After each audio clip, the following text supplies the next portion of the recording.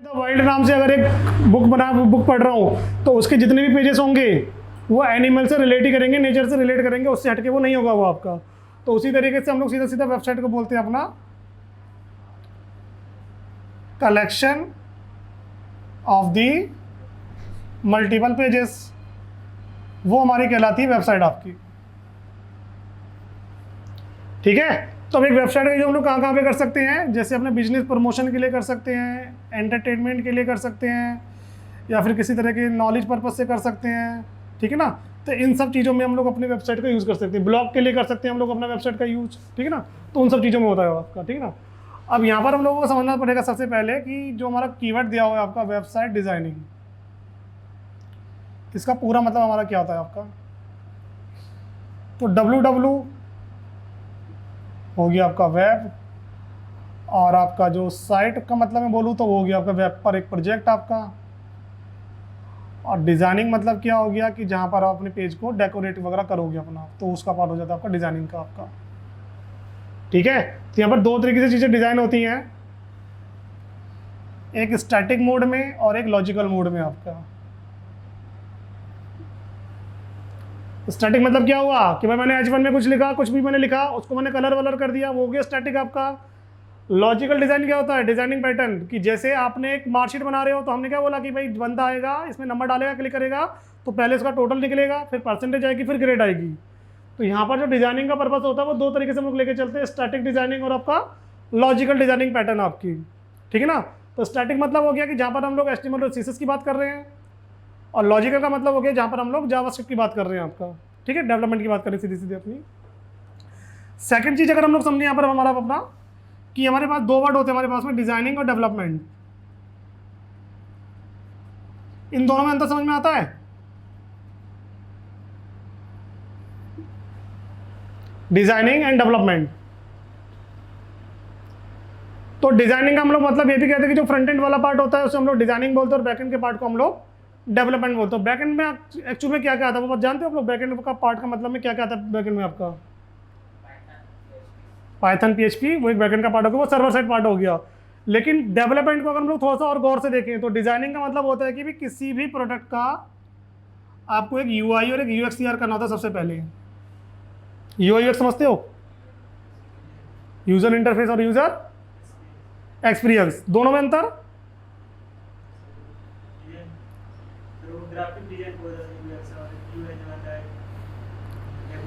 देखिए UI मतलब हो गया सिंपल सा हमारा कि जब मैं किसी भी साइट को देखता हूं, ठीक है, जैसे कि हम लोग अपनी टेक की साइट को ओपन करते हैं अपना,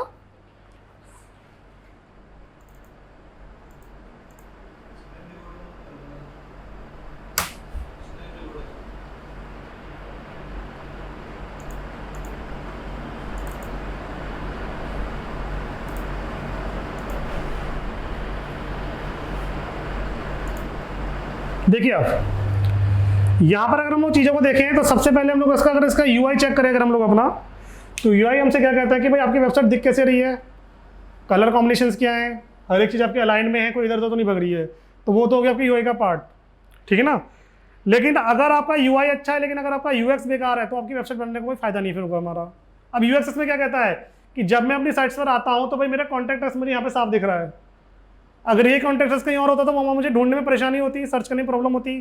तो जब हम किसी चीज़ को ऑपरेट करते हैं that's a part of the UX, but जब आप किसी चीज़ को सिर्फ देखते हो तो that's a part of the UI। Simple सा अपना, कल को अगर मैं इस पर क्लिक करता हूँ, अब मेरा फॉर्म ही खुल कर नहीं दे रहा, या मैं कहीं पर क्लिक करूँ मेरा नहीं कर रहा, तो वो मेरे लिए क्या हो जाएगा, एक बैड एक्सपीरियंस हो जाएगा आपका। तो जब आप किसी चीज़ को देखते हो तो वो UI के अंडर में आता है, और जब किसी चीज़ को आप यूज़ करते हो तो वो आपका UX के अंडर में आता है आपका। क्लियर है? कोई डाउट हो तो बताइए। चलिए,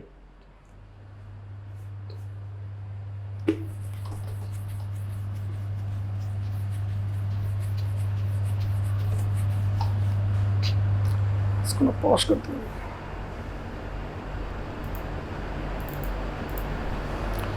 सेकंड चीज जब हमारे पास में आती है कि जब हम लोग डेवलपमेंट की बात करते हैं तो भले ही डेवलपमेंट किसी और लैंग्वेज में कहा जाता है, लेकिन मैं अपने हिसाब से आपको चीजें समझाता हूँ। यहाँ पर दो तरह के डेवलपमेंट पे हम लोग काम करते हैं। याद रखना कि किसी भी चीज को अगर आप कोड के थ्रू इंप्लीमेंट करते हो तो वो हमारा डेवलपमेंट के अंडर में आता है। ठीक है, नॉर्मल उसे डिजाइनिंग ही बोला जाता है, लेकिन उसे हम लोग डेवलपमेंट के अंडर में उसे हम लोग बोलते हैं अपना तो पहला हम लोग बोल सकते हैं स्टैटिक डेवलपमेंट आपका, और दूसरा होता है हमारे पास में डायनेमिक डेवलपमेंट। डायनेमिक का आप बोल सकते हैं जो यूजर डिफाइंड डेवलपमेंट होंगे, जो यूजर के थ्रू यूज की जाएंगे, वो यूजर डिफाइंड डायनेमिक डेवलपमेंट होते हैं। जो नॉर्मल आप देख सकते हो सिर्फ स्टैटिक डेवलपमेंट है। तो स्टैटिक डेवलपमेंट मतलब हो गया रीड ओनली, कि आप उसे सिर्फ देख सकते हो, दैट्स इट, कर कुछ नहीं सकते। और डायनेमिक का मतलब हो गया कि उस पेज पर विजिट करके आप कहीं पर भी क्लिक करके कुछ भी इन्फॉर्मेशन को देखिए, सर्च कर सकते हो अपना, ठीक है ना। स्टैटिक के दो पार्ट होते हैं इसमें भी हमारे, एक होते हैं प्री डिफाइंड कोड्स और एक होते हैं कस्टमाइज कोड आपके। तो प्री डिफाइंड कोड का मतलब होता है HTML, यहाँ पर आपको कुछ करना नहीं होता है, सिर्फ आपको बने बनाए टैग होते हैं, टैग लगाना है, आपको आउटपुट मिल जाएगा डायरेक्टली आपको, ठीक है ना। और लेकिन यहाँ पर हमारा होता है CSS पार्ट आपका। यहाँ पर अगर आपको कुछ भी आउटपुट चाहिए तो पहले आपको उसके लिए प्रॉपर्टी लिखनी पड़ेगी, उसके बाद आप उसका आउटपुट ले पाओगे अपना आप लोग, ठीक है। बात करो अगर मैं डायनेमिक की, तो डायनेमिक के दो पार्ट होते हैं हमारे पास में, एक होता है क्लाइंट साइड और एक होता है सर्वर साइड। क्लाइंट साइड का मतलब हो गया किसी भी तरह की प्रोग्रामिंग के लिए आपको ना तो किसी तरह की सॉफ्टवेयर की नीड है और ना ही किसी तरह के सर्वर की नीड है, तो उसको हम लोग बोलते हैं क्लाइंट साइड। लेकिन किसी तरह की फंक्शनैलिटी को जनरेट करने के लिए अगर आपको किसी सर्वर की नीड पड़ रही है तो वो हमारा कहलाता है server side, like PHP, .NET, जावा, वटेवर जो भी आपको मिलेगा वो चीज़ आपकी रहेगी, ठीक है। क्लियर है? कोई डाउट है तो बताइए अपना आप लोग। चलिए, इसके बाद में क्या होगा कि जब आप काम करने बैठोगे तो आप जो इंस्टीट्यूट में सीखते हो और जो कंपनी में होता है वो जमीन आसमान का अंतर हो जाता है काम करने में आपका, ठीक है ना। तो यहाँ पर हम लोग दो पार्टों में से डिवाइड करेंगे। एक हमारा चलता है कोर प्रोग्रामिंग, जिसे हम लोग रॉ भी बोला जाता है आपका, और दूसरा चलता है हमारा फ्रेमवर्क पार्ट आपका। अंतर समझते हो उसमें, कोर एंड फ्रेमवर्क में समझते हो उसका अंतर? और कोई एक छोटा सा एग्जांपल लेते हैं हम लोग अपना। अगर मैं आपको एक बुक पकड़ा दूं और मैं बोल दूं भाई आपको इसमें 5 क्वेश्चन सर्च करने हैं, इनके आंसर सर्च करने हैं, तो आपको पूरी बुक रीड करनी पड़ेगी, तभी मिलेगी ना, उससे पहले तो मिल नहीं सकती हमारी। बट मैं अगर आपको बुक की जगह गाइड दे दूंगा आपको मैं, और जब मैं 5 क्वेश्चन दूँ तो वो उनको आप जल्दी ईजिली सर्च कर पाओगे अपना, क्योंकि वहाँ पर आपको क्वेश्चनों को बनाना नहीं है, सॉरी आंसर को बनाना नहीं है, आंसर वहाँ पर आपको बने बनाए मिलेंगे, मतलब ऑलरेडी लिखिए जा चुके हैं आपके आंसर। तो कोर का मतलब हमारा होता है कि जहाँ पर आपको लॉजिक लिखना पड़ता है तब आप उसे अप्लाई करोगे, और फ्रेमवर्क का मतलब होता है कि जहाँ पर आपको लॉजिक बने बनाए मिलते हैं आपको डायरेक्टली उनको यूज़ करना होता है आपको, ठीक है ना। तो जैसे कि आप लोग अगर यूज़ करते हो suppose that HTML plus CSS और प्लस जावास्क्रिप्ट, तो आपको काम करना पड़ेगा बूटस्ट्रैप पर आपको, ठीक है। तो बूटस्ट्रैप हमारा क्या होता है कि BS is the framework of JS and CSS where you will we get predefined CSS classes, JS function, ठीक है। यहाँ पर सारी चीज़ आपको बनी बनी मिलेंगी, आपको करना कुछ नहीं होगा इसके अंदर में, बस सिर्फ आपको लगाने का सिंटेक्स पता होना चाहिए, दैट्स इट, और तो कुछ नहीं चाहिए होगा मुझे अपना इसमें, ठीक है। हाँ, jQuery तो लाइब्रेरी है आपकी जावास्क्रिप्ट की, वो अलग अलग पार्ट है, वो फ्रेमवर्क में नहीं आता, वो आपकी लाइब्रेरीज में आती है वो आपकी, ठीक है। चलिए, अब यहाँ पर जब किसी चीज़ पर हम लोग काम करते हैं, किसी भी प्रोडक्ट को जब हम लोग बनाते हैं तो वो 3 चीज़ों से गुजरती है। पहला आता है स्ट्रक्चर, डेकोरेशन, और थर्ड होता है हमारा उसमें आपकी फंक्शनैलिटी, ठीक है। जब भी आप किसी चीज़ को बनाओगे, पेन है, मोबाइल है, कुछ भी आपकी, तो पहले आपको उसका स्ट्रक्चर मतलब उसके सारे एलिमेंट्स की आपको नॉलेज होनी चाहिए, उन एलिमेंट की फिर डेकोरेशन की नॉलेज होनी चाहिए, और कुछ एलिमेंट्स वैसे होंगे जो फंक्शनैलिटी के थ्रू चलेंगे, डायरेक्ट नहीं चलेंगे आपके। जैसे अगर मैं एक बाइक की बात करूँ तो बाइक का आप लोगों ने स्ट्रक्चर पूरा तैयार कर दिया, उसको पूरा डेकोरेट भी कर दिया, अब उसकी कुछ एलिमेंट्स ऐसे होंगे जो फंक्शनैलिटी के बेस में वर्क करेंगे, जैसे लाइक ब्रेक हो गया, हॉर्न हो गए, है ना, गियर्स वगैरह हो गए, तो वो काम होता है। तो उसी तरीके से जब हम साइड बनाते हैं तो साइड में सबसे पहले आपको स्ट्रक्चर बनाना होता है, उसके बाद में उसका डेकोरेशन पार्ट, उसके बाद में उसकी फंक्शनैलिटी। तो स्ट्रक्चर मतलब यहाँ पर हमारा हो गया कि मैं यहाँ पर आपसे HTML की बात कर रहा हूँ, यहाँ पर मैं आपसे स्टाइल की बात कर रहा हूँ, और यहाँ पर मैं आपसे स्क्रिप्ट की बात कर रहा हूँ मैं आपसे। तो ये 3 चीज़ें यहाँ पे चाहिए होंगी आपकी, बिना इसके हमारा काम नहीं होगा आपका। क्लियर है? कोई डाउट से तो बताओ इतने पर अभी आपका। ठीक है, तो सबसे पहले हम लोग इसका एक छोटा सा प्रैक्टिकल करके देखते हैं कि इनका तीनों का मतलब क्या है। उसके बाद फिर हम लोग समझेंगे HTML के बारे में, CSS के बारे में और आपकी जावास्क्रिप्ट के बारे में आपका। ठीक है, पहले 3 चीज़ करके देखते हैं अपना, फिर हम लोग आगे बढ़ते हैं अपना। ठीक है, डाउट तो किसी को भी तो मुझे बता दे रहा था अपना। थोड़ा बड़ा लिखूँ? अरे वो तो मैं इसमें लिखूंगा अभी अपना। आगे आ जाओ ना थोड़ा सा, इधर चेयर इस आगे वाले में कर लो ना। देखिए अब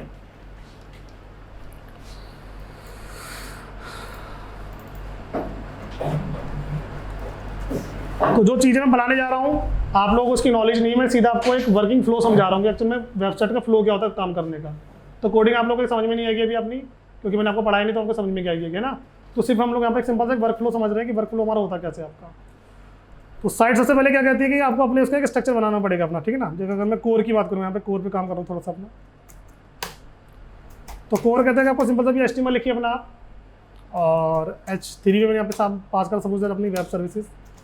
मेरे को एक सेक्शन बनाना था इस तरीके से अपना कुछ, और उससे रिलेटेड मैंने यहाँ पे कुछ हमने कंटेंट पास कर दिए।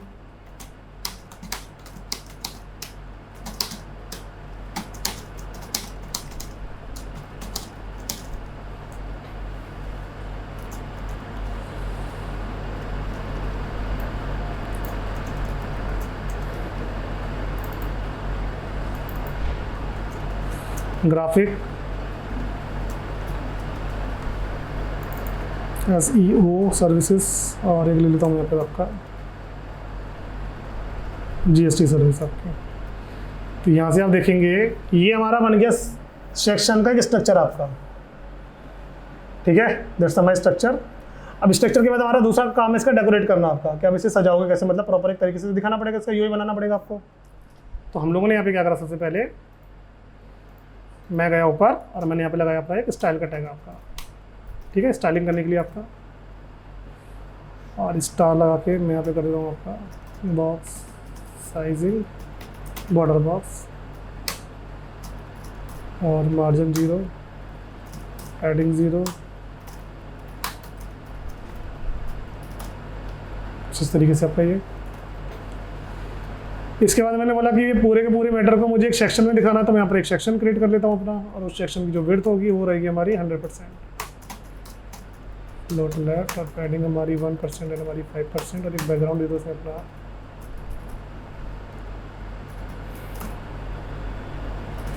और इसे मैं यहाँ पे पास कर देता हूँ आपको। ठीक है, इसके बाद भाई हम लोगों ने कुछ कॉलम बना लेता हूँ यहाँ पर अपना।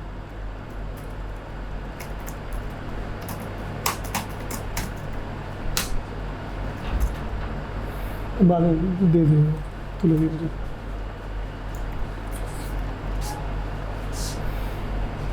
ठीक है,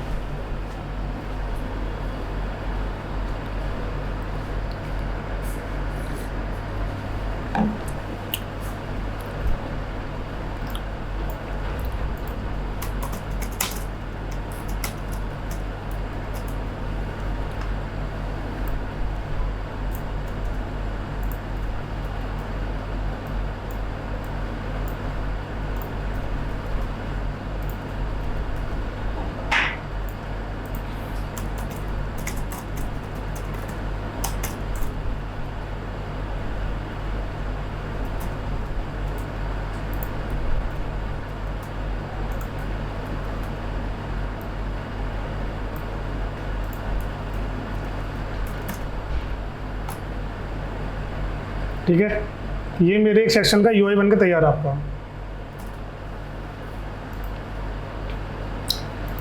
सेकंड चीज़ अब इसमें मुझे क्या लगानी थी, फंक्शनैलिटी पास करनी थी हम लोगों को अपना। फंक्शनैलिटी किस तरीके से अपना, कि भाई मैंने अपने पी को 2 पार्टों में डिवाइड कर लिया अपना, एक ऊपर एक नीचे, यहाँ पर अलग अलग अपना एक पी मैं यहाँ पे बना लेता हूँ अपना।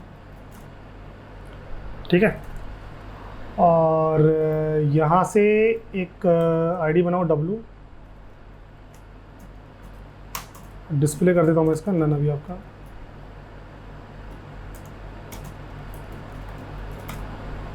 ठीक है, क्लियर है।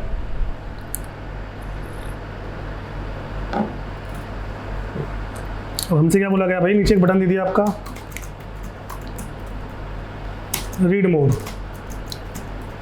अब आपका काम क्या होगा कि यहाँ से अब आपका फंक्शनैलिटी वाला पार्ट स्टार्ट होता है कि जब कोई यूज़र इस बटन पर क्लिक करे तो जो बाकी का पैराग्राफ है वो डिस्प्ले हो जाना चाहिए आपका। ठीक है, तो हम लोग अपने थर्ड ऑप्शन पे जा रहे हैं, फंक्शनैलिटी वाले पार्ट पर। अब आपका क्लियर है? तो किसी भी वेबसाइट को बनाने में 3 चीज़ आपके लिए बड़ी इंपॉर्टेंट होती है। अगर 3 चीज़ अगर आप समझ गए तो 80% आपका काम क्लियर है। 20% बचता है सर्वर साइड के लिए आपका, कि अगर किसी को डायनेमिक पेजेस वगैरह चाहिए तो सर्वर साइड की नीड होगी, अदरवाइज नहीं होगी मुझे अपनी। ठीक है, देखो तो मैं यहाँ पे गया अपना, यहाँ पर मैंने लगा दी अपनी स्क्रिप्ट क्लोज करी अपनी, एक फंक्शन पास कर दिया मैंने अपने यहाँ पर ABC नाम का, और एक कंडीशन लगा दी मैंने कि भाई इफ w.style.display बराबर अगर मेरा ब्लॉक है तो उसे क्या करो अपना नन कर दो, एल्स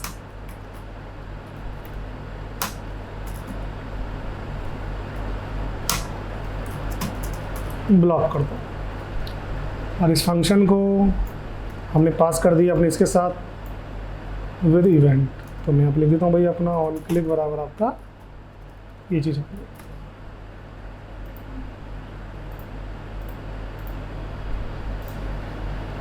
ठीक है, तो किसी भी चीज़ को बनाने के लिए 3 चीज़ें मुझे कंपलसरी चाहिए, HTML, CSS और जावास्क्रिप्ट आपकी। बिना इसके हमारा काम होगा नहीं आपका।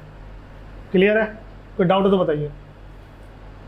इतना आपको क्या समझना है, सिर्फ वर्किंग फ्लो समझना है, इसका वर्क फ्लो समझना है, कोड नहीं समझना भी आपको। कोड तुम जो पढ़ेंगे तब समझाऊंगा मैं आपको, यहाँ से मैं आपको वर्क फ्लो समझाने की कोशिश कर रहा हूँ आप लोगों को। ठीक है ना? तो ये था हमारा कोर पार्ट। तो कोर ने हमसे क्या कहा कि पहले आप लॉजिक बनाइए और उसके बाद अप्लाई करिए। फ्रेमवर्क आपसे क्या कहता है, आप देखो फ्रेमवर्क आपसे कहता है कि ये सब चीज़ें आपको नहीं लगानी, रिमूव इट।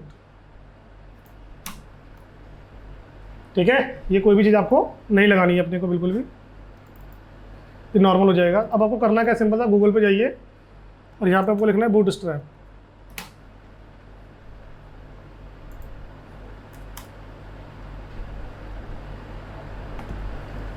और यहाँ से मुझे उसकी कुछ सोर्स फाइलें चाहिए होंगी, इतना उठा लो आप लोग अपना। ठीक है, ये सारी वाली फाइलें बनी बनाई होती हैं आपकी, बस आपको उठाकर यहाँ पे रख लो अपने पास में, ख़त्म कहानी अपनी बॉडी अपनी। ठीक है, अब आपने करना क्या, सेक्शन है, इसकी बनी बनाई क्लास होती है, सेक्शन की जगह लिख दो अपना डिव क्लास बराबर आपका कंटेनर। यहाँ लिख दो अपना भाई डिव क्लास बराबर आपकी रो, और जो आपके कॉलम है इसकी जगह लिख दो अपना कॉलम D3 अपना, बस और कुछ नहीं करना आपको। इसे कॉपी करिए और आप आएंगे यहाँ पर अपना, यहाँ पेस्ट कर दो अपना। ये इसकी प्री डिफाइंड क्लासेस होती हैं आपकी बूटस्ट्रैप की। ठीक है ना, तो उसको लगाना कुछ नहीं, डायरेक्ट आपका काम हो जाएगा।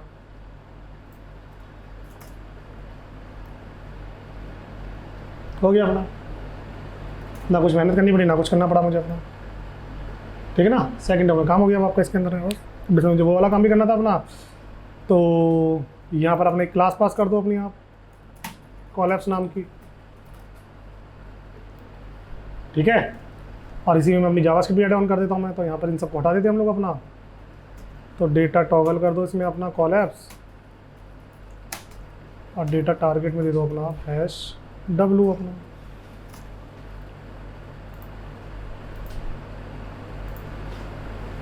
क्लियर है? कोई डाउट हो तो बताइए, हल्का सा भी डाउट हो तो मुझे बताओ अपना। ठीक है, ये इसका होता है मेथड अपना। ठीक है ना, चलिए अब जिनको HTML समझ में नहीं आता बिल्कुल भी, सपोज मैंने बोला भी आपके HTML में भी पहले नहीं पढ़ा आप लोगों की, तो मैं सिंपल सा एक छोटा सा कंसेप्ट आपको समझाता हूँ कि अगर आप लोगों को HTML पहले नहीं पढ़ता है तो आप सिंपल सा क्या करो, MS वर्ड आता है, MS वर्ड आता होगा सबको ऑलमोस्ट। जो हमारा MS वर्ड है उसका 90% सिलेबस हमारा HTML प्लस CSS से मिलता जुलता था आपका। फ़र्क क्या होता है कि जो MS वर्ड होता है उसमें हमारी जितनी भी कमांड्स होती हैं उन्हें हमें क्या करना पड़ता है, क्लिक करना पड़ता है। ठीक है, बट HTML में क्या करना पड़ता है कि वो जो कमांड्स होती है हमारी, उन कमांड्स को यहाँ पर बोला जाता है टैग, और उन टैग को क्या करा जाता है यहाँ पर अपना राइट लिखा जाता है आपका, सिंपल सा हमारा। ठीक है। MS वर्ड का एक्सटेंशन क्या होता है? डॉट DOC हमारा, ठीक है ना, ये होता है हमारा। HTML का क्या होता है? डॉट HTML हमारा आपका, सिंपल सा अपना ये होता है ना। देखो अगर मैं एक विनवर्ड खोल लूंगा आपके लिए और मैं यहाँ पे लिखा भाई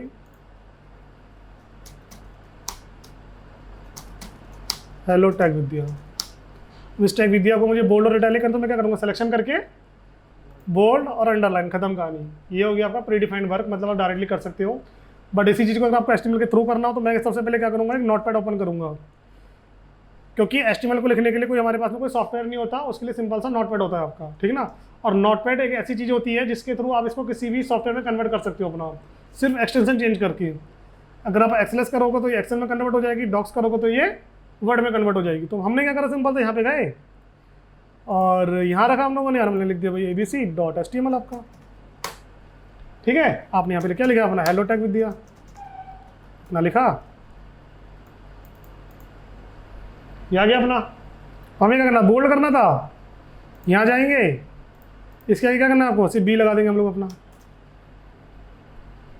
ठीक है। इतना लिखते हैं हमारा ये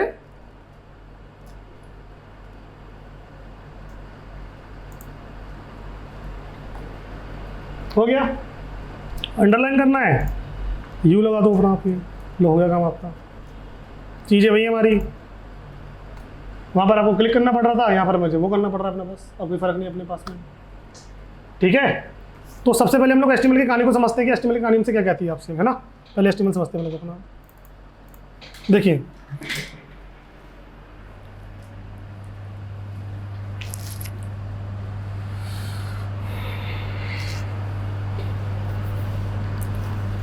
HTML की फुल फॉर्म पता है, बताओ। हाइपर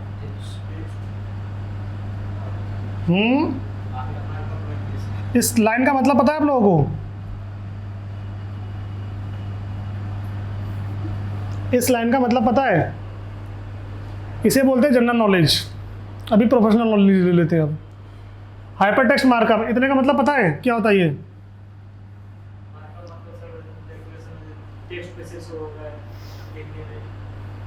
और हाइपर टेक्स्ट लिंक करना, और कुछ, और कोई? देखिए एक छोटी सी चीज़ समझिए मेरे सामने, मेरे साथ में। आपने कभी इमेजिन करा है कि जब हम लोग MS वर्ड पे B पे क्लिक करते हैं तो बोल्ड हो जाता है? अभी बोल्ड हो कैसे रहा है आपका? अबे रुक जा भाई, हाइपर टेक्स्ट की बात कहानी अलग है, अभी हम लोग वर्ड की बात समझा रहा हूँ मैं अभी आप लोगों को, फिर हम लोग उस पर भी आते भी अपना। तो यहाँ पर वर्ड के अंदर में जो चीज़ मेरी बोल्ड हो रही है, एक्चुअल में क्या है कि उसके लिए एक स्क्रिप्ट लिखी जा चुकी है पहले ही आपकी, उसके लिए एक स्क्रिप्टिंग ऑलरेडी लिखी जा चुकी है आपकी, और उस पर ऑलरेडी वो चीज़ें बन चुकी है हमारी आपकी, और उस पर उसकी जो स्क्रिप्टिंग है उसको B वाले जो बटन है उस पर अप्लाई कर दिया गया आपका, कि जैसे आप क्लिक करोगे वो आपका जो प्रॉपर्टी है वहाँ पर अप्लाई हो जाएगी आपकी। जैसे आपकी लाइट आ रही है हमारे इस रूम में, लैब में, तो लाइट आ रही है, मैं उसको कब यूज़ कर पाऊंगा, जब तक मैं उसके अंदर में कोई बल्ब या कोई फैन या फिर कोई मैं इसी का कनेक्शन नहीं देता। तो उसी तरीके से प्रॉपर्टी तो आ रही है, उस प्रॉपर्टी को उन्होंने कॉल कर दिया किसी एक B वाले बटन पर। अब जैसे आप B पे हिट करोगे तो तुरंत वो प्रॉपर्टी वहाँ पर आपकी कॉल हो जाएगी आपकी। तो उसी तरीके से हाइपर टेक्स्ट का मतलब हमारा क्या होता है कि यहाँ पर आप जितनी भी टैग यूज़ करते हो वो किसी ना किसी फीचर से लोडेड होते हैं आपकी, ठीक है। अब यहाँ पे जो हमारी जो प्रॉपर्टी पास हो रही है वो कहाँ से आ रही है? जैसे यहाँ से स्क्रिप्ट से आ रही है, तो इसकी जो प्रॉपर्टी पास होती है वो होती है आपकी स्टाइल से आपका, ठीक है। हाइपर टेक्स्ट मतलब स्टाइल से इस HTML का एक लिंक बना हुआ है जिसके बेस पर उसकी सारी प्रॉपर्टी को मैं यूटिलाइज कर पा रहा हूँ, बिना उसके मैं काम नहीं कर सकता। तो ये हमारा किस तरह से बना होता है आपका, हम लोग लिखते हैं element dot style like this. अगर यहाँ पर अगर आप चीज़ें देखिए, अगर अपनी देखिए,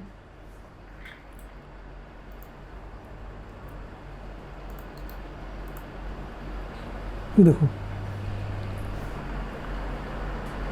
ये देखो इधर अपना आ रहा है एलिमेंट डॉट स्टाइल, और यहाँ पर इसकी प्रॉपर्टी लिखी है। अगर मुझे अब चेक करना मेरा बोल्ड वाला क्या हिसाब किताब चल रहा है, बोल्ड का क्या हिसाब किताब है इस पर अपना देखो। तो यहाँ पर हम लोग थोड़ा सा इधर चलते हैं अपना,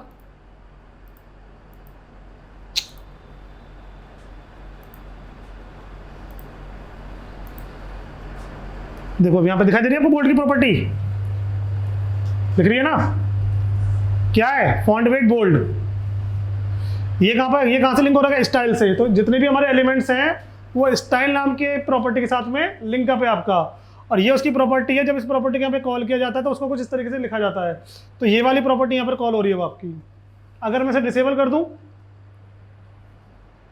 डिसेबल का ऑप्शन देखा जाता, लिखने के लिए नहीं शायद इसमें आपका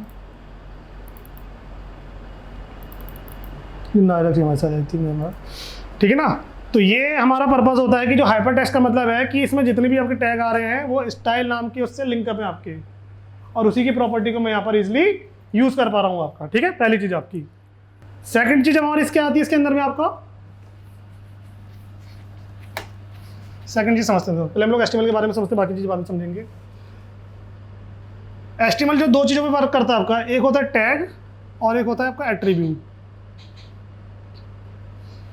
ये डायरेक्ट है और ये हमारा इनडायरेक्ट है, आप ये समझ लो अपना। डायरेक्ट मतलब आपको डायरेक्ट लगना काम हो जाएगा, इनडायरेक्ट मतलब कि आपको पहले उसकी प्रॉपर्टी पास करनी पड़ेगी तब वो जाके टैग आपका वर्क करेगा, बिना उसके वर्क नहीं करेगा वो आपका। अब टैग का मतलब समझते हो, टैग क्या है हमारा,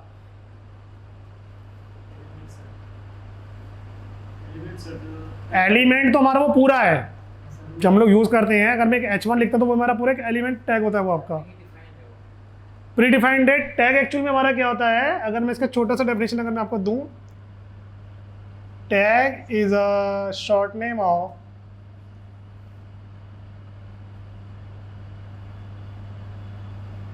HTML ऑब्जेक्ट एलिमेंट, ये इसका शॉर्ट नेम होता है आपका। ठीक है, जैसे फेसबुक आप लोग यूज करते हो तो फेसबुक पे जैसे आपने कोई पिक्चर वगैरह अपलोड करी, अब अगर आप किसी फ्रेंड को उसमें इंक्लूड करना चाहते हो तो आप फ्रेंड की पूरी आईडी नहीं डालोगे, आप फ्रेंड का सिर्फ नाम डाल दोगे अपना आप। ठीक है, तो उसी तरीके से HTML का जो पूरा नाम होता है इतना बड़ा होता है, तो इतना बड़ा नाम लिखना पॉसिबिलिटी नहीं होती हमारी, तो इसलिए छोटा सा नाम उसको दे दिया गया है टैग आपका। ठीक है, तो जैसे मेरी आईडी है तो आप मुझे सिर्फ शरद जैन के नाम से टैग कर दोगे, लेकिन जब शरद जैन पर आप क्लिक करोगे तो आप मेरी पूरी की पूरी प्रोफाइल देख सकते हो। तो मेरे नाम के आगे एक लंबी सी आईडी होगी आपकी, वो पूरी आईडी यहाँ पे नहीं दी गई है, सिर्फ एक टैग बना दिया गया है कि एक टैग में आपके मल्टीपल फीचर्स को अपलोड कर दिया गया आपका, कि अब सिर्फ एक टैग को यूज़ करिए, आपको पूरा लिखने की नीड नहीं है। ठीक है, तो हमारा जो रियल होता है वो हमारा ये होता है। अगर मैं आपसे बोलूँ जो बी है तो इसे हम लोग बोलते हैं बोल्ड टैग, यही बोला जाता है ना, लेकिन रियलिटी में इसको क्या बोलते हैं, bold HTML object element.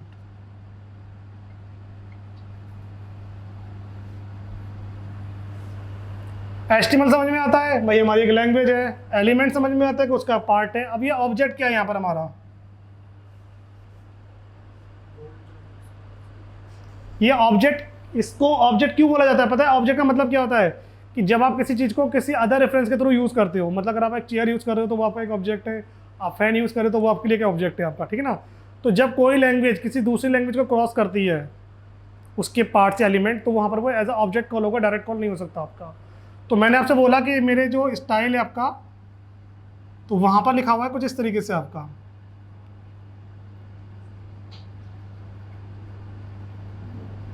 Font weight bold आपका। तो ये प्रॉपर्टी है, ये प्रॉपर्टी हमारी अप्लाई हो रखी है इसके ऊपर में। जब ये क्रॉस करेगी किसी में HTML के अंदर में, तो अगर आप इसे नॉर्मल भी लिखोगे तो ये क्या करेगा, इसे एक्स्ट्रा स्ट्रिंग कंसीडर करेगा वो आपका, उसका कोई मतलब ही नहीं है ना। बट अगर मैं इसको इस तरीके से डाल दूँ, और एक होता है हमारे पास में AHREF, तो ये तो हमारे एट्रीब्यूट टैग होते हैं आपके। ठीक है, जिसमें ये क्या है, ये हमारा है एट्रीब्यूट पार्ट आपका। तो जिसमें एट्रीब्यूट का मतलब होता है प्रॉपर्टी प्लस वैल्यू। ठीक है, तो ये डिफॉल्ट एट्रीब्यूट वाले होते हैं, कुछ ऑप्शनल वाले भी होते हैं हमारे पास में। ऑप्शनल का मतलब क्या हो गया आपका कि नीड है तो चलेगा, नहीं तो नहीं चलेगा। लेकिन डिफॉल्ट का मतलब क्या होगा कि बगैर इसके आप इसको यूज़ नहीं कर सकते। जो इमेज नाम का कोड है आपका, आप SRC के एट्रीब्यूट के बगैर आप इसे यूज़ नहीं कर सकते अपना। तो SRC यहाँ पर हमारी क्या है, प्रॉपर्टी है, और इसका जो सोर्स कोड जो भी आप इसे पाथ पास करोगे वो कहलाती है इसकी वैल्यू हमारी आपकी। ठीक है, क्लियर है? कोई डाउट हो तो बताइए। CSS, अब आपकी जो डेवलपिंग का जो मेन पार्ट स्टार्ट होता है वो होता है CSS से आपका। यहाँ तो भाई आपने हर एक चीज़ को बनाना सीखा, लेकिन अब चीज़ों को थोड़ा सा अगर आपको ईजी करना है तो उस कंडीशन में आपको जाना पड़ेगा CSS में। अब ईजी का मतलब क्या और एडवांस का मतलब क्या, वो यहाँ पे थोड़ा समझते हैं हम लोग अपना, उसको थोड़ा सा क्लियरिफाई करते हैं अपना। देखिए मेरा यहाँ पर जो एम है वो नॉलेज आपको ये देना नहीं कि एक जनरल नॉलेज के तरह जब आप किसी चीज़ को पढ़ रहे हो तो पूरा उसके डेप्थ में घुस जाओ अच्छे से। जब तक आप उसका डेप्थ पार्ट नहीं समझोगे तब तक आप प्रोफेशनल बन ही नहीं सकते। आपको मैंने ऊपर ऊपर पढ़ दिया, आज आपका HTML है, चलो मैंने आपको हेडिंग पढ़ा दी, वो पढ़ा दी, लेकिन अब आपको उससे पहले की कहानी नहीं पता उसके बारे में, भाई टैग क्या है, एट्रीब्यूट क्या है, टाइप ऑफ टैग क्या होते हैं, तो वो चीज़ें फिर आप लोगों के लिए वेस्ट है आपका। भले आप कहते हैं बड़े डेवलपर बन जाओ, क्योंकि जब आप कंपनी में जाओगे तो आपका काम क्या हो जाता है, सिर्फ कॉपी पेस्ट करने का रह जाता है। जब हम एक कंपनी में एंटर होते हैं तो जो बड़े बड़े प्रोजेक्ट्स बनते हैं वहाँ पर कभी भी कोर पे काम नहीं होता, वहाँ पर या तो फ्रेमवर्क पे काम होगा या फिर आपको एक थीम परचेज करके दे दी जाती है, उस थीम में आपको कोड को कस्टमाइज करना होता है या कॉपी पेस्ट करना होता है, दैट्स इट, इससे ज़्यादा कुछ नहीं होता वहाँ पर आपका। लेकिन कॉपी पेस्ट भी आप तभी कर पाओगे जब आपने कोर पे नॉलेज ली होगी। अगर आपकी कोर की नॉलेज नहीं है तो उस कॉपी पेस्ट को भी आप नहीं कर सकते, क्योंकि कॉपी पेस्ट करने का भी मतलब है कि जब मैं किसी चीज़ को कॉपी या पेस्ट करता हूँ तो मुझे अदर कोड का भी ध्यान में रखना पड़ता है कि उसका उस पर क्या इंपैक्ट पड़ेगा आपका, ठीक है ना। तो कोर की अगर मुझे नॉलेज नहीं है तो कॉपी पेस्ट करना भी मेरे लिए वेस्ट हो जाएगा आपका, ठीक है। चलिए अब मैं अगर CSS की बात करूँ, CSS हमारा किस तरह से हेल्प करता है कि अगर आप HTML में किसी भी एलिमेंट में मान चलो bold plus underline plus italic लगा रहे हो, ठीक है ना, CSS सबसे क्या कहता है कि आप एक किसी भी नाम से एक सेलेक्टर बना लो और बोल्ड की, अंडरलाइन की और आई की प्रॉपर्टी पास कर दो अपनी। यहाँ आप तीनों को एक साथ मत लिखो यहाँ पर अपना, ठीक है। तो मैं क्या लिखूंगा, तो यहाँ पे मुझे B लिखा मैंने अपना, U लिखा और अपना I लिखा, और उसके बाद मैंने लिखा यहाँ पर राम। लेकिन अगर मैं यहाँ पे कर दूंगा अपना, तो सपोज मैंने यहाँ पे बना लिया अपना, मान चलो ABC अपना, अब मैं यहाँ पे क्या करूँगा, सिंपल सा ABC लिखूंगा अपना और यहाँ पे लिख दूंगा राम, खत्म कहानी। या तो भाई HTML में से यूज़ करो, या फिर अगर आपको CSS आता है तो इनकी प्रॉपर्टी को एक उसमें डालो और डायरेक्टली आप उसे कॉल कर लो अपना, ठीक है। ये दोनों में हमारा अंतर आ जाता है आपका। सेकंड चीज़, आपने भाई P लिखा हुआ है और P के अंदर में आपका अंडरलाइन चल रहा है, अपना कुछ भी हमारा कंटेंट चल रहा है, और फिर मेरा P क्लोज है, तो इस हिसाब से अगर मैंने 50 जगह P लिख रखे हैं तो उस हिसाब से मुझे 50 बार U लगाने ही लगाने पड़ेंगे, उसके बगैर मेरा काम नहीं हो सकता। हमने यहाँ पे क्या करा, सिंपल सा यहाँ पे अंडरलाइन की प्रॉपर्टी पास करी और उसके आगे लिख दिया P, खत्म कहानी। अब आपके पूरे पेज में जहाँ जहाँ पे भी P होंगे वो ऑटोमेटिकली अपडेट हो जाएंगे, आपको हर एक पर जाने की नीड नहीं पड़ेगी अपने को। तो प्रोग्रामिंग या किसी भी तरह की लैंग्वेज हमसे कहती है कि जो भी चीज़ आपकी रिपीट हो रही है आप उसे स्टोर कर लो और उसके बाद काम करो अपना। लेकिन स्टोर वाला काम तभी हो पाएगा जब आप कस्टमाइजेशन वाली लैंग्वेज पे काम करते हो। HTML हमारी क्या, वो प्री डिफाइंड लैंग्वेज है आपकी, लेकिन CSS हमारी कौन सी है, कस्टमाइज लैंग्वेज है आपकी, कि वहाँ पर आप डायरेक्ट भी चीज़ों को यूज़ कर सकते हो और अगर आपको किसी चीज़ को कस्टमाइज करना तो वो भी कर सकते हो अपना। अब यहाँ पे कस्टमाइज का क्या मतलब होता है वो समझाता हूँ मैं आपको। जब हम लोग H1 लिखते हैं तो H1 हमें एक स्पेस जनरेट करके देता है आपका काफ़ी ज़्यादा, मतलब अगर मैं दो चीज़ों की बात करूँ तो अगर मुझे H1 को बिना स्पेस के यूज़ करना होगा तो सबसे पहले मुझे क्या करना पड़ेगा कि इसकी जो डिफ़ॉल्ट प्रॉपर्टी है उसे बंद करना पड़ेगा। तो उसके लिए हम लोग CSS को यूज़ कर सकते हैं आपका। आई बात समझ में? नहीं आई? नहीं आई ना? देखो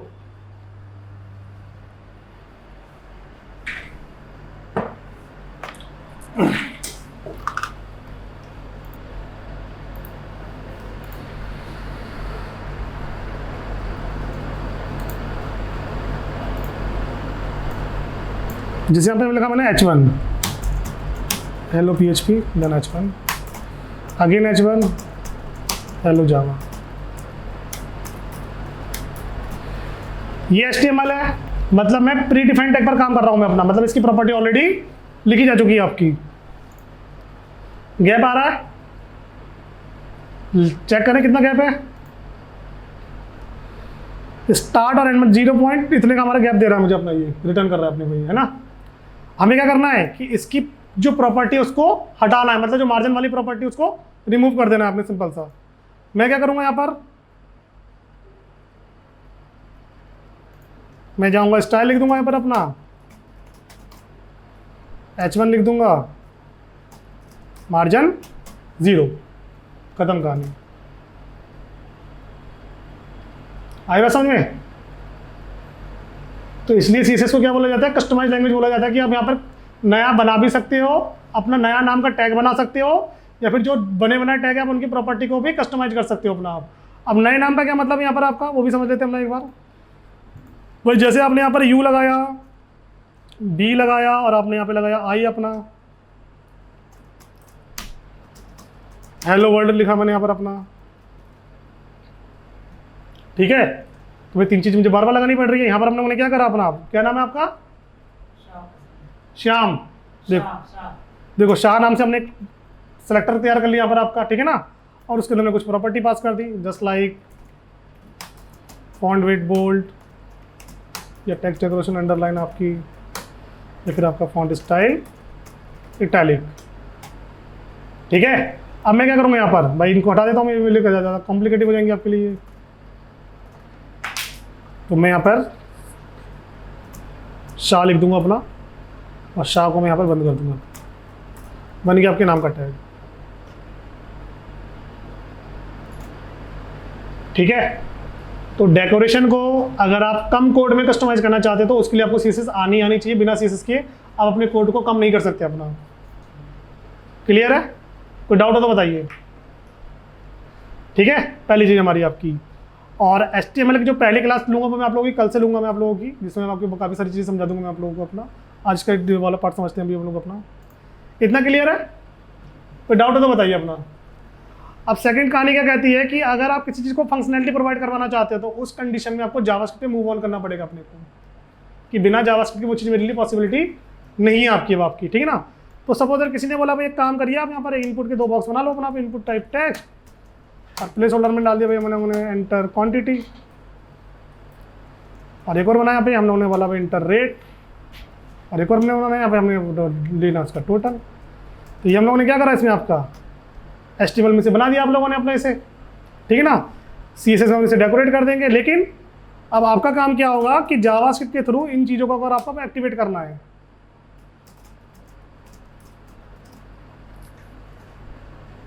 ये जो 3 इनपुट बॉक्स हैं इसे आपको जावास्क्रिप्ट के थ्रू एक्टिवेट करना है कि जब कोई यूज़र आए इसमें डाले तो क्लिक करने पर मेरा उसको टोटल मिल जाए अपना। तो बस इस तरह की कंडीशन में हम लोग अपनी जावास्क्रिप्ट को यूज़ करते हैं अपना सिंपल सा। तो बस स्क्रिप्ट का टैग लगा दिया मैंने अपना यहाँ पर। और भी कई मामलों में हमारी जावास्क्रिप्ट यूज़ होती है आपकी, मैं आपको आगे जाके बताऊँगा। एक फंक्शन बना लो ABC नाम का अपना, और भैया हमने यहाँ पे क्या कर दिया आपका,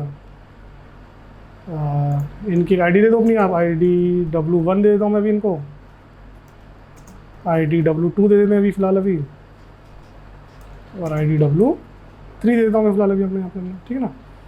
हमने यहाँ पे क्या करा अपना भाई कि W3 डॉट वैल्यू बराबर आपका W1 dot value into W2 dot value, ठीक है, सिंपल सा।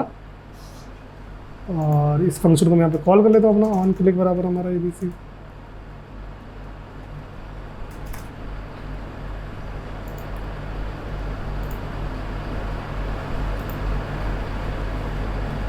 ठीक है। ये क्वांटिटी मैंने रखी भाई 2 और यहाँ पे मैंने कर दिया आपका भाई 50। तो इस तरह की जो चीज़ें होती हैं वो जावास्क्रिप्ट के बेस पर बनती है, हमने डायरेक्टली नहीं बना सकते अपना, ठीक है। तो यहाँ पर आपको ना तो किसी सर्वर की नीड है ना किसी चीज़ की नीड है, इसलिए हम लोग इसे बोलते हैं क्लाइंट साइड आपका। क्लियर है, कोई डाउट हो तो बताइए अपना आप लोग। जावास्क्रिप्ट का दूसरा हम लोग यूज़ करते हैं कि कोई भी चीज़ अगर आपकी बड़ी लेंथी हो रही है, मतलब आपको लिखने में बार बार प्रॉब्लम आ रही है, तो आप उसके जावास्क्रिप्ट की कुछ प्रोग्राम की हेल्प से आप उसे शॉर्ट कर सकते हो अपना, ठीक है ना।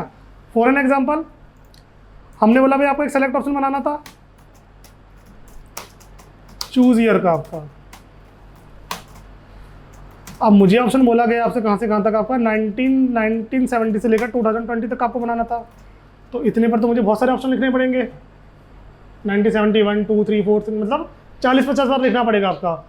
तो अगर आपको जावास्क्रिप्ट आती है तो आप सिंपल से क्या करेंगे, इसी के अंदर में स्क्रिप्ट पास कर दो। देखो इस तरीके से अपना कुछ, ठीक है। और एक लूप चला दो अपना भाई आई बराबर 1970, आई लेस देन बराबर हमारा 2020 और आई प्लस प्लस आपका। और यहाँ पर हम इसे क्या करेंगे अपना एक डॉट राइट आपका,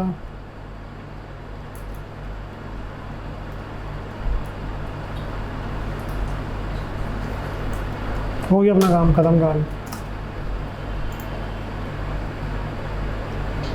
तो यहाँ पर जावास्क्रिप्ट हमारी हेल्प करेगी आपकी, ठीक है। अब ये भी हमारे डायनेमिक का एग्जांपल है कि यहाँ पर आप कुछ भी चीज़ डालो तो हमारी डायनेमिक कहलाती है आपकी, ठीक है ना। मतलब यहाँ पर आपको नंबर बार बार अंदर जाने की जरूरत नहीं है। हम लोग ने यहाँ पर क्या ना यूजर डिफाइन फंक्शन बना के रख दिया वो आपका। यूजर आएगा, डिफरेंट टाइप की वैल्यू डालेगा, वो आपका काम होता चले जाएगा वो आपका, ठीक है ना। jQuery की अगर मैं बात करूँ तो jQuery क्या होती है भाई, सी की एक लाइब्रेरी होती है। जैसे CSS के लिए बूटस्ट्रैप है, उसी तरह से जावास्क्रिप्ट के लिए jQuery होती है आपकी। तो jQuery कैसे से वर्क करती है आपकी, लेट्स सी। देखिए jQuery हमसे कहती है कि भैया अगर आपने एक बटन बना रखा है ऑन क्लिक, अगर मैं बात करूँगा यहाँ से आपका ABC, मुझे किसी चीज़ को अगर हाइड करना है, मुझे कुछ भी अगर काम करना है, और अगर मैं यहाँ पे डायरेक्टली स्क्रिप्ट यूज़ करूँगा मैं आपका, और मैं यहाँ पे लिख देता हूँ भाई आपका H1 में ID बराबर आपका W हेलो jQuery आपका फंक्शन ABC। तो यहाँ पे आपको लिखना पड़ेगा पूरा बकायदा document dot gate element by ID हमारा W और डॉट स्टाइल डॉट डिस्प्ले बराबर नन। इतना आपको लिखना पड़ेगा, मतलब ये हाइड करने का मेथड है आपका, इतना सारा, ठीक है ना। ये मेथड आपको लिखना पड़ेगा, और जब मैं यहाँ पर क्लिक करूँगा मैं आपके यहाँ पे, तब मेरा वो हाइड होगा आपका, है ना। jQuery क्या कहती है आपसे, देखो jQuery की साइट पे जाओ आप,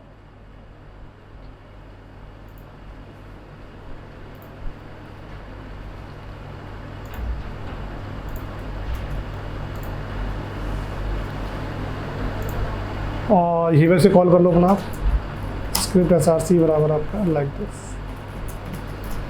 ठीक है। अब jQuery क्या कहती है भाई, आपको इतना सारा लिखने की जरूरत नहीं है। आप सिंपल से क्या करो, $# W और डॉट हाइड, खत्म कहानी। ये jQuery का मेथड होता है आपका। यहाँ पर काम हमारे शॉर्ट हो जाते हैं आपके पास, ठीक है।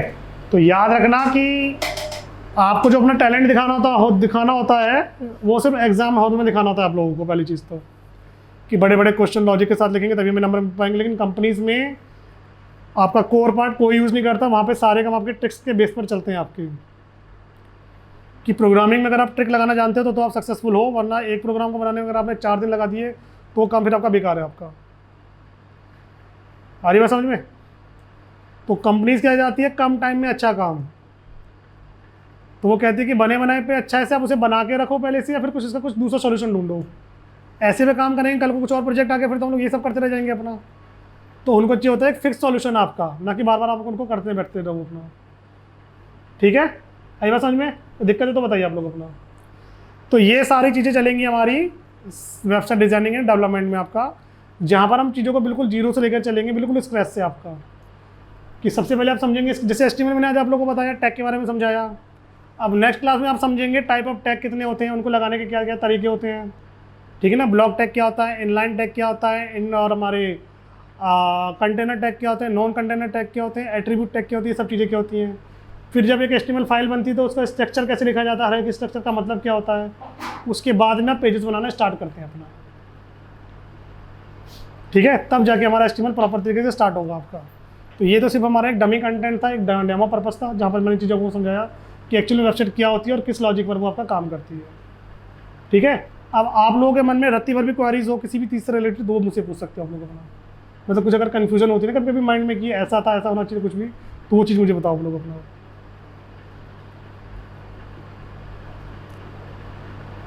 आपने IT में क्या कर रखा है क्वालिफिकेशन में, BC का रखा है। तो BC में तो कुछ तो टेक्निकल रहा होगा, पढ़े हो ना, बेसिक है ना। तो जो जावास्क्रिप्ट है पूरी C की बेस पर ही है आपका। इसमें भी आपके loops, function, switch case, array, date time function, ये सब मिलेंगे आपको इसके अंदर में आपका।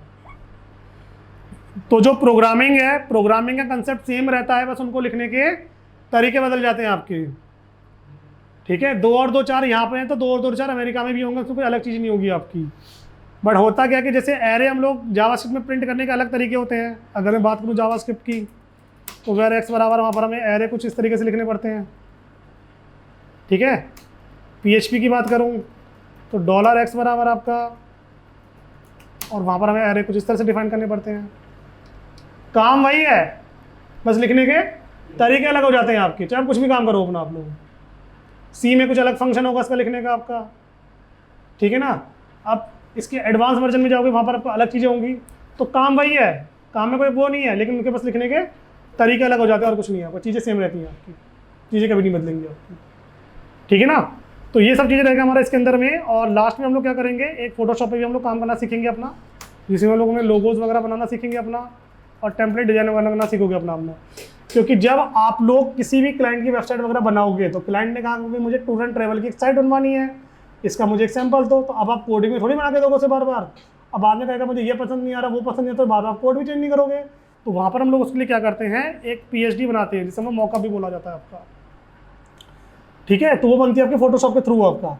तो वहाँ हमारा काम क्या होगा, हम उससे सीधा से ये बोलते हैं कि मार्केट में अगर कोई साइट चल रही है जो आपको अच्छी लग रही हो, तो उसका मुझे रेफरेंस बता दो अपना। तो वो आपको रेफरेंस बता देगा अपना, उस रेफरेंस को देख के हम लोग क्या करते हैं, फोटोशॉप में उसका पूरा एक स्ट्रक्चर तैयार करके दिया जाता है।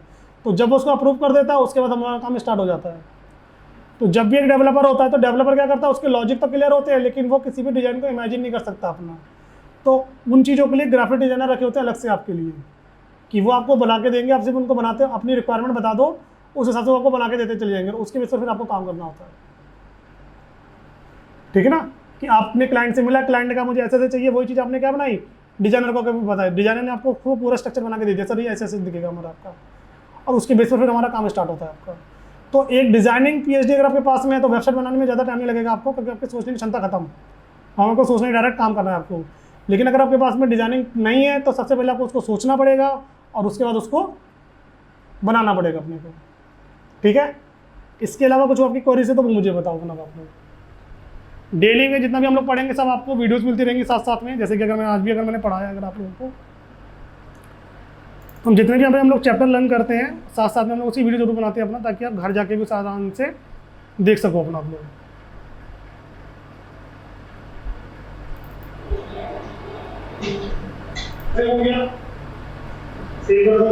ठीक है, सारा कुछ रहेगा आपका।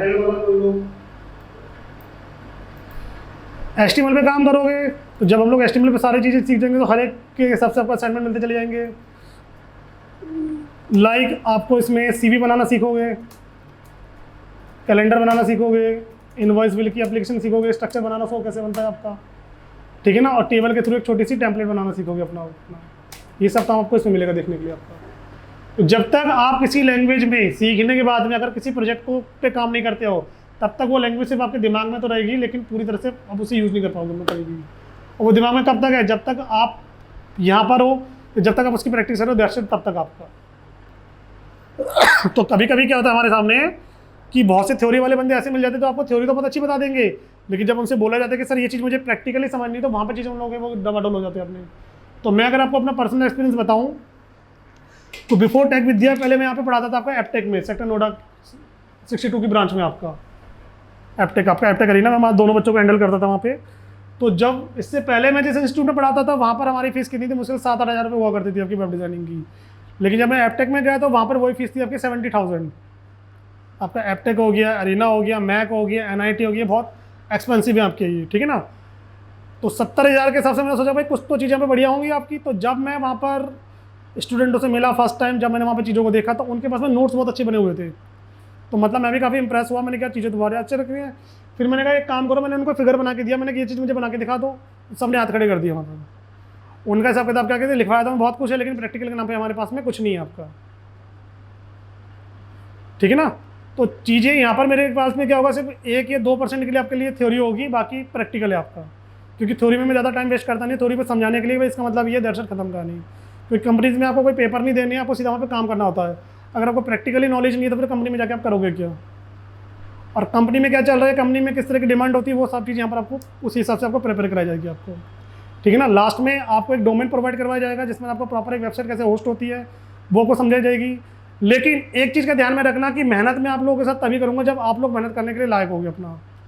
अब ऐसा ना हो कि सारा एफर्ट मैं लगाता जा रहा हूँ या सारे काम मैं करता जा रहा हूँ, लेकिन आप लोग कुछ नहीं कर रहे हो, तो वो फिर मेरे लिए वेस्ट ऑफ टाइम है आपका, आपके लिए भी और मेरे लिए भी आपका। कि भाई मैंने आपको 4 चीज़ें समझाई, एक चीज़ मैंने आपको बना के देगा, मैं आपको घर से बनाने के लिए दे रहा हूँ, लेकिन आप घर से कुछ बना के लाए नहीं, आपने एक्सक्यूज़ दे दिए कि पेन ड्राइव घर पे रह गई, या कुछ और प्रॉब्लम हो गई, या फिर मेरे घर में ये हो गया वो हो गया, तो वो चीज़ें वेस्ट है फिर वो हमारे लिए आपका, चीज़ें अगर आपको पढ़ना है तो जितना मैं पढ़ा रहा हूँ, अगर मैं आपको 1 घंटे पढ़ा रहा हूँ तो घर पे जाके कम से कम आपको 2 से 3 घंटे उसकी प्रैक्टिस करनी पड़ेगी, तभी आप उसमें एक्सपर्ट बन पाओगे। आप सोचो कि आप आधे घंटे में सब सीख सकते हो तो नहीं सीख सकते अपना, पहली चीज़। दूसरी चीज़ क्या होती है कि अगर आप नेक्स्ट डे आके जो मैंने आपको असाइनमेंट दिए हैं, अगर आप मुझसे क्वेश्चनिंग नहीं करते हो तो इसका मतलब क्या होगा कि आपने घर पे काम ही नहीं करा। क्योंकि जब मैं आपको काम दूंगा तो अभी आपका फर्स्ट टाइम है, आप इतने एक्सपर्ट नहीं हो कि आप उसको मुझे एडिटिव्स बना के दे दोगे, उसमें आपके कहीं ना कहीं पे कुछ ना कुछ एरर जरूर आएंगी। तो आपके प्रोजेक्ट में एरर आना भी जरूरी है, जब तक एरर नहीं आएंगी तब तक भी आप मास्टर नहीं बन सकते। क्योंकि ज़रूरी नहीं कि जब आप कंपनी में काम करो तो आप हमेशा न्यू प्रोजेक्ट पे काम करो। हो सकता है कुछ आपको वो ऐसे प्रोजेक्ट पकड़ा दे जिसमें ऑलरेडी बहुत सारी एरर थी, तो उन एररों को आप तभी हैंडल कर सकते हो जब आपने रियल में कुछ एरर पे आपके सामने आई हो आपकी, तो वो चीज़ें हमें जरूर चाहिए होगी आपकी, ठीक है ना। तो अगर मेहनत कर सकते हो तो साथ में ज्वाइन होना, लेकिन अगर आपको टाइम पास के लिए पढ़ना है तो किसी दूसरे इंस्टीट्यूट चले जाना, वो बेटर होगा आपके लिए। मेरे साथ रहना है तो मैं अच्छे से निचोड़ देता हूँ कोडिंग के अंदर में, खासतौर पर कि जो चीज़ मैं करवा रहा हूँ फिर मुझे उसका 100% रिजल्ट चाहिए आपका, ठीक है ना। काम करके दोगे तो बहुत आगे तक जाओगे, नहीं करके दोगे तो फिर आप कुछ नहीं कर पाओगे। तो मैं अपना अगर बताऊँ तो मेरे पास में दो मैडम थी, अलग अलग ऑनलाइन पढ़ा रहा था मैं उन लोगों को, फर्स्ट टाइम था उन लोगों का, और उन्होंने लारावेल पे बहुत अच्छे प्रोजेक्ट बना के दिए मुझे। मैं आपको दिखाता हूँ उनके प्रोजेक्ट्स। और उनकी एक की जॉब लगी उसमें से 20,000 की, और एक की लगी 25,000 की, और वर्क फ्रॉम होम चल रहा है उन लोगों का अभी अपना। ये देखिए सीमा गोयल, लेकिन इन्होंने मेहनत करी तो इनके साथ फिर मैंने भी मेहनत करी है।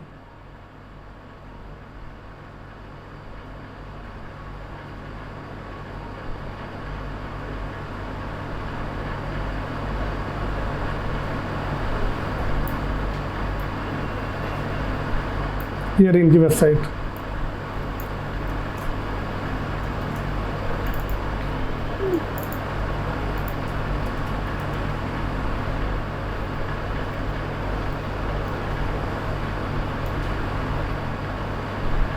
ये पूरी लारावेल पे बना रखी है, PHP का फ्रेमवर्क है आपका। जैसे यहाँ पे लॉगिन है, सारा कुछ है आपका, हर एक चीज़ इसमें आपको सब चीज़ देखने को मिलेगी आपको इसके अंदर।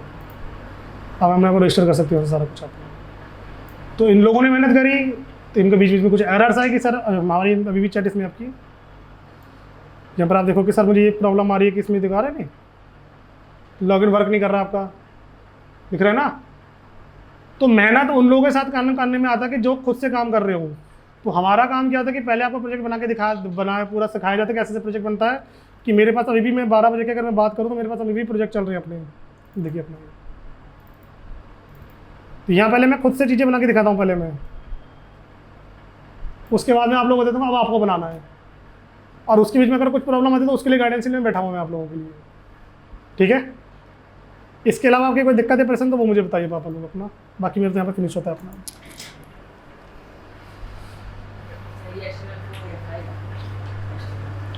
ये अभी आपका HTML और 5, इसमें आपको दोनों चीज़ें मिक्स मिलेंगी आपकी। HTML 5 की अगर मैं बात करूँ जिसमें आपके सेशंस हैं, लोकल स्टोरेज है, और मल्टीमीडिया के कुछ पार्ट्स आपके नए आए हुए हैं आपके, ठीक है ना। तो वो चीज़ आप तब समझ पाओगे कि जब आप जावास्क्रिप्ट क्रॉस कर लोगे अपना, वो उसकी बेस पर चलेगा आपका, ठीक है। और कुछ और बताओ अपना।